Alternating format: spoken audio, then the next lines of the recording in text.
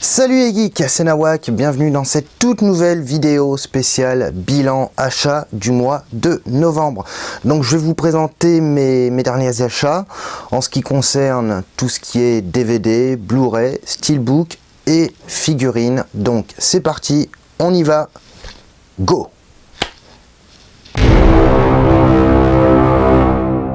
Action! On commence par tout ce qui est DVD, Blu-ray et puis je vous montrerai tout ce qui est figurines en dernier.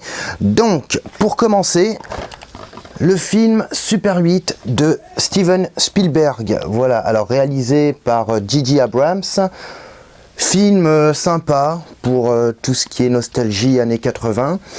Et là il s'agit d'un DVD. Voilà, il était à 1 €, donc je me suis dit pourquoi pas.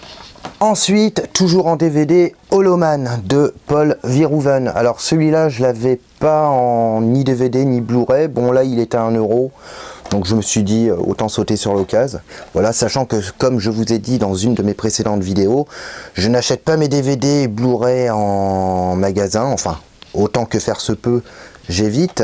Je les achète dans tout ce qui est magasin associatif type Emmaüs. Ensuite, Benjamin Button, donc un film que j'aime beaucoup avec Brad Pitt et Cate Blanchett.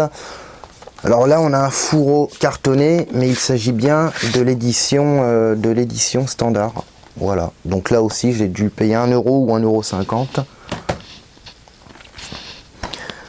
Prédestination avec Ethan Hawke. Alors franchement, j'avais déjà vu. Voilà, alors là c'est l'édition DVD. Pour ceux qui aiment les films ayant pour thématique le voyage dans le temps, je vous le recommande. C'est vraiment très bon film, avec un final prévisible, mais vraiment stylé et vraiment sympa. Nostalgie oblige, je me suis procuré les coffrets de Belle et Sébastien. Alors rappelez-vous, Belle et Sébastien, qui a été adapté à partir du roman de Cécile Aubry. Alors j'avais cette première saison, la saison 1 en VHS, quand j'étais tout petit. Et après autant d'années, je vous laisse imaginer l'état des cassettes. Et là, je suis tombé sur ces 3 coffrets à 5 € l'un, donc 15 € les 3 saisons. Donc franchement, c'est sympa. Je crois qu'on a des suppléments avec une interview de Cécile Aubry. Donc franchement, voilà, 5 € l'un, sachant que la saison 2 et 3, les coffrets sont encore sous cellophane. Expandables, Blu-ray, Steelbook. Alors c'est pas un chef-d'œuvre, je suis entièrement d'accord avec vous, mais bon, ma foi, si on déconnecte son cerveau, on passe un bon moment. Et puis bon, là c'était le Blu-ray édition Steelbook. Et je crois que lui, j'ai dû le payer dans les 3 €. Donc franchement, il n'y a pas de prise de risque. Indiana Jones et le royaume du crâne de cristal en DVD Steelbook. Alors je sais, c'est loin d'être le meilleur Indiana Jones, mais étant donné qu'il était en Steelbook, à 2 €, je me suis dit autant le prendre. D'autant plus que c'est l'édition de DVD, donc ça va. Le Steelbook est plutôt sympa. On passe ensuite au retour de Chucky en édition Blu-ray. Alors c'est pas le meilleur des Chucky, mais moi c'est ce que j'avais dit dans une précédente vidéo. J'ai beaucoup plus de DVD que de Blu-ray, donc ça me permet de compléter et d'agrandir ma collection de Blu-ray. Voilà. Et enfin, pour terminer, toujours en Blu-ray, Godzilla. Voilà. Ça va, j'avais bien aimé à l'époque. Ça passe avec Bryan Cranston. Donc chez lui, j'ai dû le payer 1 €, 1 ou 2 € je crois. Donc voilà. C'est fini pour tout ce qui est DVD et Blu-ray. Maintenant, je vous propose de passer à tout ce qui est figurines. On y va. J'ai réussi à mettre la main sur ce jeu de plateau Jumanji, édité par MB, donc Milton Bradley. Et franchement, je suis content. Alors, ça n'a rien de comparable avec la réplique officielle de Jumanji par Noble Collection, dont il me semble que j'avais fait une review. Je vous mettrai le lien dans la description pour ceux que ça intéresse. Mais bon, je l'ai vu, il était à 6 €. franchement, il est en très bon état et en plus, il est complet. Donc franchement, pour le prix, je me suis dit autant le prendre. Et en plus, c'est l'édition, ce n'est pas la réédition, mais c'est vraiment l'édition originale de 95. Voilà, donc franchement, ça va. Donc ça me permettra éventuellement de prendre les cartes défis qu'il y a dans celui-là et de pouvoir les appliquer sur mon jeu Jumanji réplique taille réelle. Voilà, puisque la version Noble Collection est une version jouable, mais les règles sont assez compliquées, donc je vais essayer de switcher entre les deux. Petite figurine que je me suis procurée suite à un échange, donc un marcheur blanc, Game of Thrones, édité par Dark Horse. Alors celui-ci était en boîte, voilà. Et franchement, j'aime beaucoup ce que propose Dark Horse, parce qu'en termes de rapport qualité-prix, c'est vraiment intéressant. J'avais fait la review vidéo de Ellie chez Dark Horse, Ellie de The Last of Us partie 2, et j'avais été vraiment satisfait. Donc voilà, et puis là ça me fait une figurine Game of Thrones. Toujours suite à un échange, alors j'ai réussi à obtenir ce très beau Terminator édition McFarlane. Alors c'est l'édition de 2003, puisque c'est la figurine de Terminator 3. Franchement, il est super classe. Alors déjà, il pèse assez lourd. Et en termes de détails, franchement, ça le fait. On a des impacts de balles au niveau du pantalon. On a les chaussures, ça se voit pas trop en vidéo, mais qui sont salies. Voilà, on a les impacts de balles, pareil, sur le t-shirt. Et franchement, ça le fait. Donc, livré avec 2 armes. Il est articulé. Voilà. Je crois que la tête aussi. Et en plus, il est sonorisé.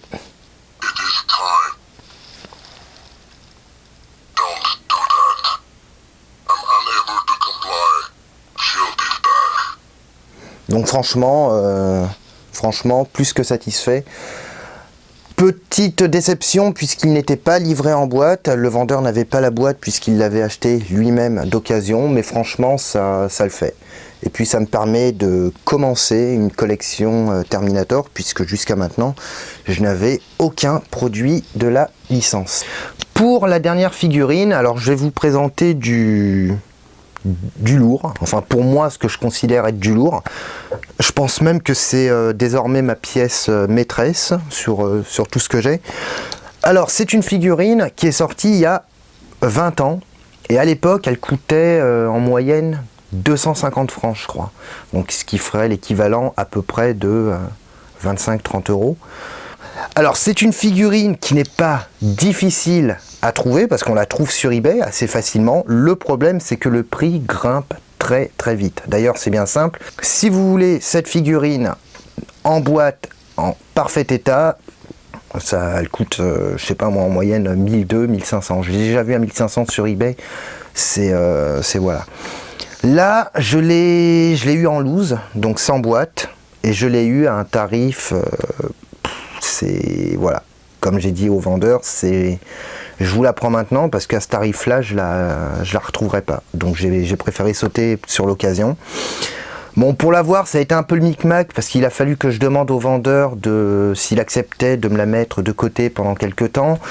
Il a fallu, pour que je puisse l'acheter, il a fallu que je vende un article de ma collection. Alors article pour lequel j'ai eu d'hypothétiques acheteurs qui étaient très intéressés par ce que je vendais, qui se sont désistés au dernier moment. Du coup, il a fallu que je baisse le prix de ce que je vendais pour espérer que ça puisse partir le plus vite possible. Enfin bref, après pas mal de rebondissements, on va dire, j'ai réussi à l'avoir. Alors elle est arrivée aujourd'hui, elle est partie de Belgique. J'ai serré les fesses pendant 2 jours parce que c'est relativement très fragile. Donc je me suis dit, pourvu qu'elle ne soit pas malmenée dans son carton de transport.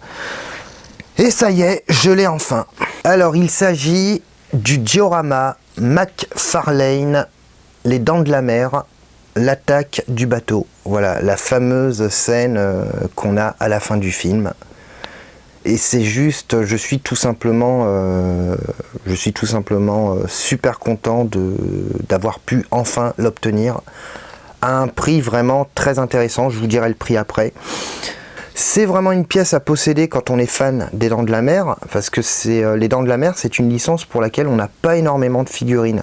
Alors on a NECA qui a sorti récemment 3 figurines, Quint, Hooper et le shérif Brody. NECA a teasé la future figurine du requin blanc. Alors on n'a pas de date de sortie, mais on sait que ça va sortir, on ne sait pas quand. Bon, moi je mise sur du 2022, mais bon, sans certitude. Mais en tout cas, ils l'ont teasé, hein. Ils l'ont teasé sur leur compte officiel Twitter, ils avaient posté une photo. Et franchement, alors c'est un diorama qui est super bien détaillé. C'est juste oufissime. Je vais essayer de vous faire des plans un peu plus visibles, même si je pense que en vidéo, ça rend pas du tout comme en vrai. Alors, en termes de taille, en longueur, elle fait à peu près 40 cm. Et en hauteur, elle fait 30 cm. L'intérieur du bateau est entièrement détaillé au niveau de la cabine. Voilà, on a l'extincteur sur la table. On a des petits accessoires à côté dans le cockpit. À l'intérieur du bateau également, on a tout ce qui est lorsque le requin arrive à faire basculer l'orca. On a les barils sur le devant du bateau. Voilà, on a même la mâchoire, comme dans le film, la mâchoire qui représente l'emblème de l'orca, la mâchoire de requin. On a quoi? Mais même, c'est vrai, au niveau des détails, par exemple, on a le baril là, ici, dans ce qui représente la mer. Et puis le requin est super bien foutu, quoi. On a la petite figurine de Quint. Voilà, qui tout simplement s'enfile dans la mâchoire du requin. Voilà, donc le personnage doit mesurer à peu près 5 cm. Et en fait, vous le mettez à l'intérieur. On a la porte du cockpit qui s'ouvre. Mais franchement, c'est dingue. Et c'est pour ça, c'est ce que je vous disais, en boîte, en très bon état, faut compter 1200-1500 €, quoi. Les prix se sont tout simplement envolés. Alors en termes de prix, elle était en fait à 140 €. Et j'ai réussi à la voir à 130 €, frais de port inclus. Voilà, donc je remercie Frédéric, le vendeur qui me l'a refilé. Parce qu'il était pressé de la revendre, donc c'est pour ça qu'il ne voulait pas exploser les prix. Mais à la fois il était pressé de la revendre, mais en même temps il voulait pas, il voulait pas empêcher, il voulait pas spéculer dessus en fait. Donc voilà, ça faisait pas mal d'années que je la recherchais. Je me souviens à l'époque quand je l'avais vue dans une revue spécialisée et j'avais même pas eu l'idée de l'acheter parce qu'à l'époque c'était, je vous dis, 200-250 francs, mais à l'époque c'était super cher. Et là c'est vrai qu'en euros, 130 €, au départ je me suis dit c'est pas la peine et tout, et puis je me suis dit c'est pas possible, 130 € à ce prix-là, tu vas pas la revoir, donc autant la prendre maintenant, quoi. Voilà, et puis moi ce qui m'inquiétait c'était surtout au niveau du transport, mais bon, Frédéric a été très rassurant, il m'a dit je vais blinder le colis à fond, et puis il m'a dit normalement ça te ferait aller, hein. Donc voilà pour ce bilan achat DVD, Blu-ray, figurines du mois de novembre. Donc n'hésitez pas à me dire dans la zone commentaire ci-dessous ce que vous en pensez. Voilà, par rapport aux figurines, si vous les avez chez vous, même le diorama des Dents de la Mer si vous l'avez. Si vous avez des informations sur ce diorama et notamment le prix exact qu'il coûtait à l'époque en 2001, éventuellement n'hésitez pas à me le dire, parce que moi il me semble qu'à l'époque il valait 200 francs je crois, mais je n'affirme rien. Voilà, donc s'il y a des connaisseurs qui ont l'information, n'hésitez pas à me la partager. Voilà, n'hésitez pas à vous abonner, ça fait toujours super plaisir. N'hésitez pas à activer la petite cloche pour vous tenir au courant des prochaines notifications de la chaîne. Moi, en attendant, je vous retrouve prochainement pour une nouvelle vidéo. Et d'ici là, portez-vous bien. Ciao!